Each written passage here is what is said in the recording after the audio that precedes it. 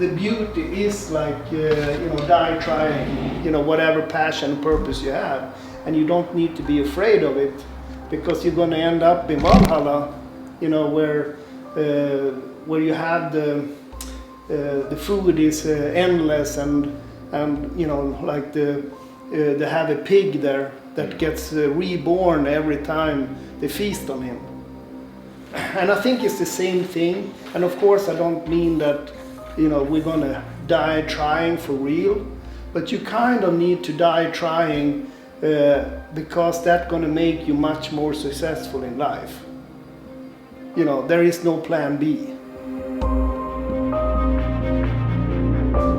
Was a little bit concerned that it was going to take you so long to get in to see a surgeon, because the type of injury that you have, unfortunately, doesn't lend itself well to waiting. There are 4 muscles that make up the cuff, and the muscles turn into tendons and insert on the bone, and you unfortunately have just pulverized yours. This is the edge of the ball. There should be rotator cuff tendon covering this such that we can't see out. Yeah. Okay? There's no rotator cuff here. There's a little bit of stump of rotator cuff. Down here, this is your teres minor I just showed you. You need to burn your boats. You need to have no plan B, because that brings out the best in yourself. And the best in yourself will help you succeed in life, no matter what you choose to do. So you don't need to be afraid. Don't be afraid of trying the, with a no compromise feeling, being relentless. And that's what I feel like, for some people, they're not going to make it to the very top. And I'm not in my rights to say that, to them or anything like that. But it's only a few who can make it to the very top within the sport. But because their ambition of, trying with like a warrior, like there is no tomorrow, that itself will help them to be successful in life. That's her laughing at my expense.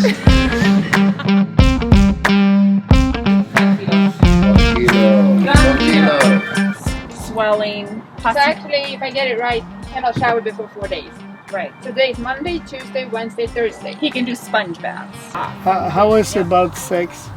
That's how I see it, and that's why you get no compromise. You get relentless. I love the mountains. You can just go before. Who, me? Nick. But he needs to help you if you fall backwards. I cannot grab you. Oh. For God's sake. No excuses, and you can bring on the best version of yourself as you're, doing your passion and your purpose.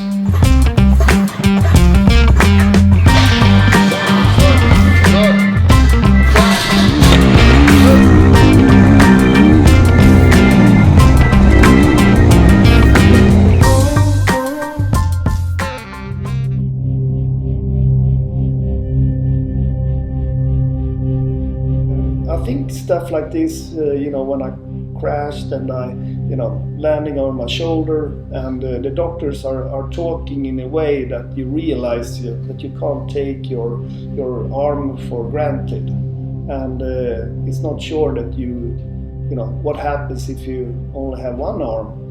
How will you go about the day, and I don't want to think too much about it before surgery and knowing where this is going, because I want to be positive. But if things wouldn't go positive, I already have a game plan for how to ride a dirt bike with a one arm. The doctor said it was like big serious tear, so it's a big deal, and I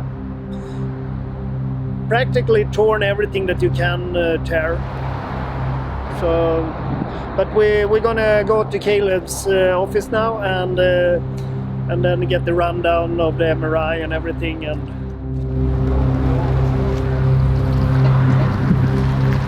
the rotator cuff, basically the structure that you injured, one of the main structures that you injured, the rotator cuff is tasked with the task of centering the ball in the socket in the shoulder joint, and so it helps with all the fine motor movements with internal and external rotation, and there are 4 muscles that make up the cuff, and the muscles turn into tendons and insert on the bone, and you unfortunately have just pulverized yours. I mean, there's 3 out of the 4 tendons that are completely avulsed.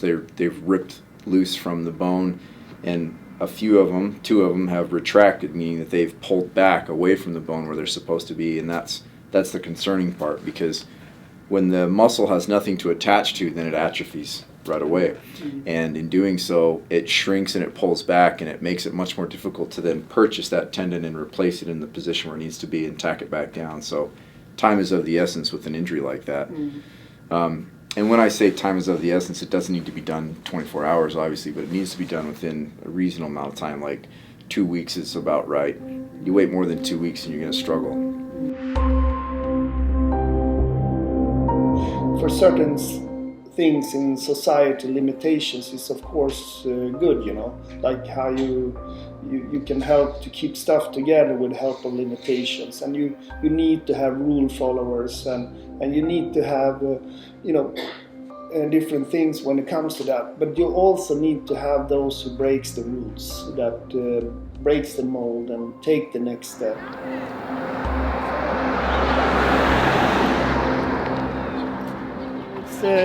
Just kind of like when too much is just enough, typical place. So whatever you order is gonna be like way too much. What's good here? Oh, the burrito is good. Are you into burritos? They do a great burrito. So they do a burrito, you can choose your meat. I always go for turkey, you can have bacon, whatever. You can have cheese, you can have potato. I always go no cheese, light on the potato. So I put a lot of potato in here. So I always say light on the potato. So my thought is that there is a certain percentage of rule followers and people who really, it's important for society to have those, but it's equally, or maybe even more important, to have those who break the mold, because otherwise, without that, you can't have growth, you can't have life, You need to break the conventions and do stuff that is not, you have to be able to think the unthinkable. A certain part of the population needs to do that in order to create new life. I think there's some waffles under the cream. Maybe you should ask for some waffles with your cream, And then the oatmeal. Oatmeal and berries. That's your bagel? I'm sharing. He ordered it. We've been open for 2 years. Branding is just off heritage, right? So trying to brand it a little bit different, something memorable. So the whole berserker thing, train like a warrior, you got to train like you're almost psycho, right? So that's the whole theme behind it.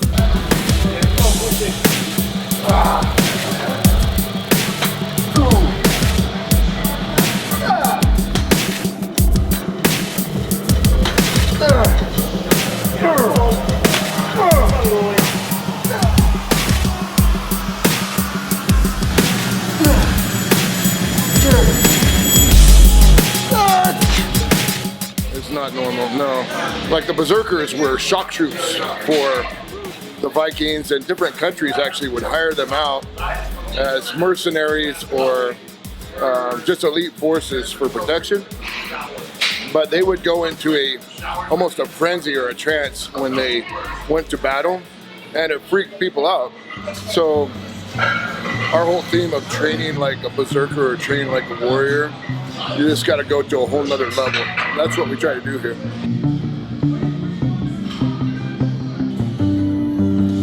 When you guys talked about training shoulders and back and everything, it feels like inside myself it feels weird because I know I can't do it. But when you say weird, is it frustrating, you mean? Yeah, frustrating, and it's also like a sense of, kind of like if I could, I would have a great gratitude to be able to do such a thing. Yeah, and and you just hit the nail on the head. because like whenever you have an injury or whenever you've become sick, you value your health that much more, or that exercise that you're doing, because you couldn't do it for such a long time. You appreciate it that much more. Like people have said, oh, what a bummer, you just got injured and you just got that motorbike. Yeah, but I'm going to appreciate that motorbike so much more when I get back on it. And you're going to appreciate just simple things like picking something up, let alone training back or shoulders. You know, so that's how I look at things with a positivity. It's like, I'm going to really value it and enjoy it when I can. And it's like, you know, sometimes you become too realistic and you kind of doubt it. And you feel like, oh, I can't be that warrior mindset. You know, I need to be realistic. And I say, like, you know, life constantly remind me that you should ditch that thinking, like, you know, just bring it on. And no plan B, no, like just like the like the Vikings, no, you know, you go for it and you die for it, and you get reborn.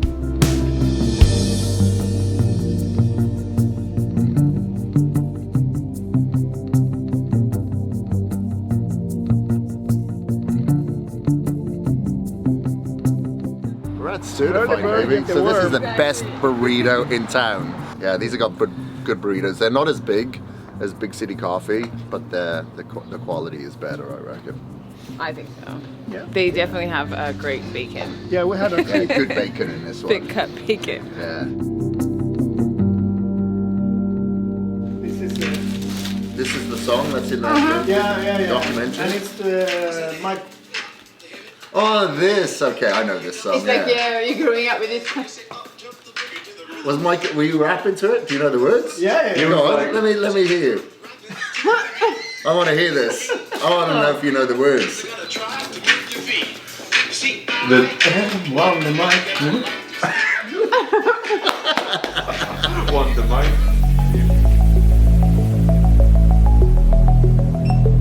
That gives you that thick, that strong, far and near infrared spectrum. So this helps set your circadian rhythm. So this would just be like going out at sunrise and going outside again at sunset. Okay. But there's no other spectrum of light like you'd get from the sun other than the red, which is the most healing of all the spectrums from the light. Sometimes I'll do and it. This is what you feel the biggest difference, like with your sleep. For sleep, for sure. Helps set my circadian rhythm, especially during winter. Because during winter I'm not getting outside as much, so I'm not getting the healing spectrum of the light. So this can raise obviously your vitamin D levels. You know, if you're having magnesium, even better, it's getting absorbed. Even better again when you have vitamin K2. Yeah. You know, the best way to take vitamin D is not through vitamins, it's through light. Now in your case, you're going to recover really well. It's going to take you, obviously it's going to be about 6 weeks of rehab in the sling that we got you fitted with today. And rehab in a sling just means moving the arm without, if someone is moving it for me. Yeah, you're not going to be using the tendon, correct? So you'll be pretty well locked into that sling for about 6 weeks. Once you come out of the sling, the following 6 weeks, you'll retrain that tendon. At that point, it will have seated into the bone. It'll be tight. You're not going to have a risk of re-tearing it. And then after that, so now you're talking about it at the 3-month mark, that's about the time when you start going from rehab to back to normal life and improvement, which that's the part that's often really tough. There's pain involved with that, and it's frustrating because you really want to be, you feel like you've been tied up for so long. Injury a lot of times with athletes is more inconvenient than it is painful. I mean, that's really what bugs our patients, is they want to be back doing what they want to do, and you'll be all right. Like once this is all healed up, you'll be totally okay to race car, race motorcycles. The fine motor movements are absolutely going to be critical, that those come in a step-by-step basis in a staged process, because you don't want to get out there and need those fine movements and not have it respond the way it needs to, especially when you're going at high speeds. But there will be a point where you'll get that proprioceptive awareness, you'll get that fine motor movement back, and you'll be able to race just fine and won't have any deficit. And I don't need to be afraid of impacts or something, or from once this repair has been completed, it will be as strong, if not stronger, than your original rotator cuff. So you don't have to worry about it. Now again, Could you re-injure it? Yes, of course. If you had another crazy crash, you know, it could tear again, but the chances of it tearing from something normal life stuff that wouldn't tear the other one shouldn't tear this one.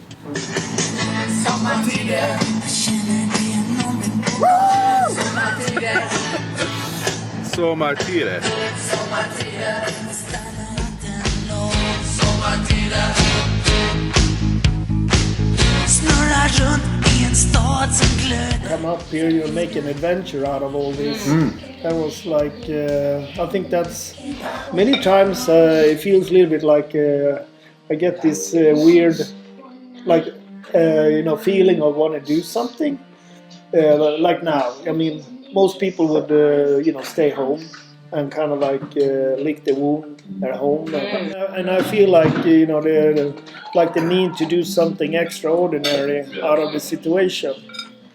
And I also noticed a little bit that when I'm injured, like now, I retract a little bit from my normal setting. Right. Yeah. But I think like I would never be this relaxed before surgery, or and do relaxing stuff and do something different if I was at home. No, because It would be like you know, like both same the wall, wheel. the same as usual, you know. Yeah.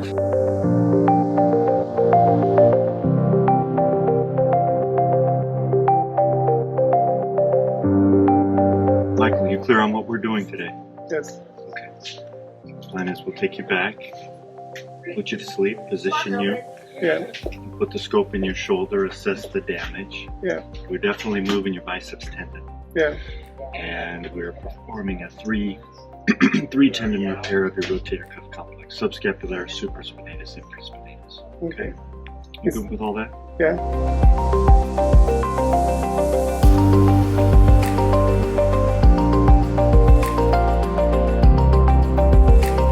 Yeah, I think the physiology is better. They're healthier. They tend to eat better.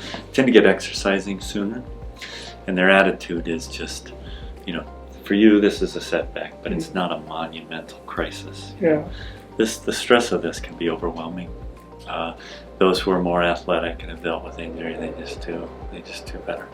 And they also have a better sense of the discipline of, and it sounds simple, but you have to rest, then you have to crawl, then you have to walk, then you have to trot, then you have to run, then you get to sprint. And I think people who are involved in athletics understand that progression.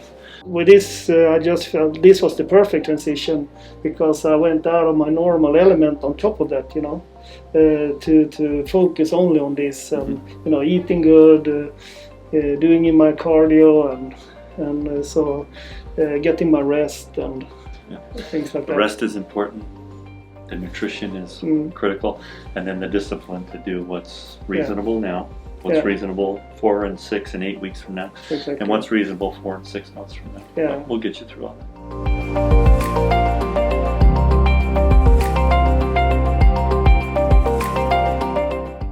For certain people, it's a little bit like, you know, pushing the boundaries and going to that next level.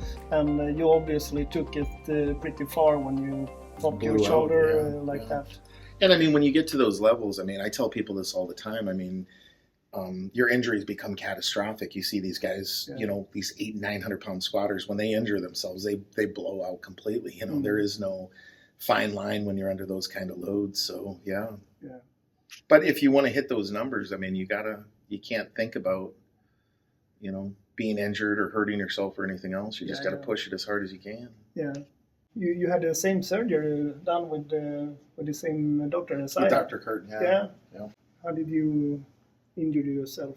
So I did it in a bench press competition, and I was taking my opener in a bench press competition, and as I had previously heard it about 5 or 6 weeks ago, but leading into this competition, I mean, that close to the competitions, you're not paying attention to pain or anything else because you're so amped up for those competitions. So anyways, I took my opener, and as I was pushing on my opening press, I just felt pop, pop, pop, pop, pop. Everything went. So so I saw Dr. Curtin, and I had all 4 of my rotators were ripped completely in half. So as you look at it with you know, the glass half full and a positive perspective and outlook, we mentioned that before, like it increases your tissue texture the response to positive thoughts really does show up physiologically, and it's a phenomenal process that, you know, if you look at it as like, this is just another challenge for me to overcome, and you know, this is another rep, another set, maybe not the weights or the, you know, the duration or intensity that I'm looking for, but looking at it with a positive perspective will definitely help. I've just seen it time and time again, people who have injuries and then who have a positive outlook, they just do so much better.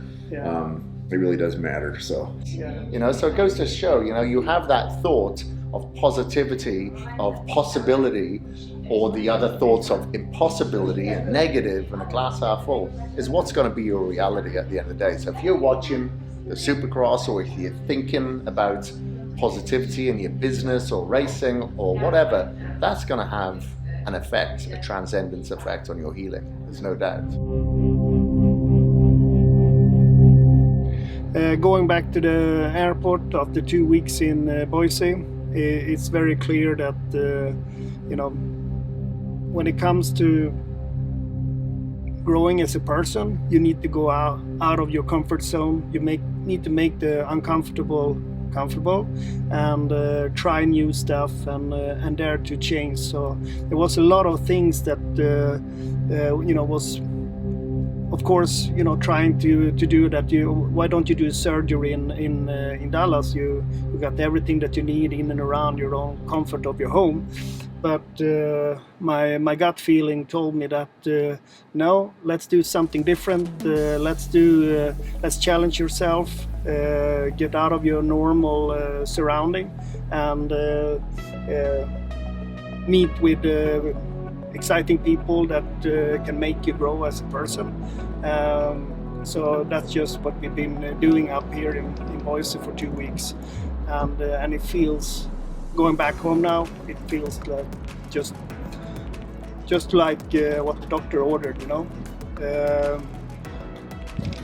It's been a positive trip, learning a lot, and helped to challenge myself and make me grow as a person.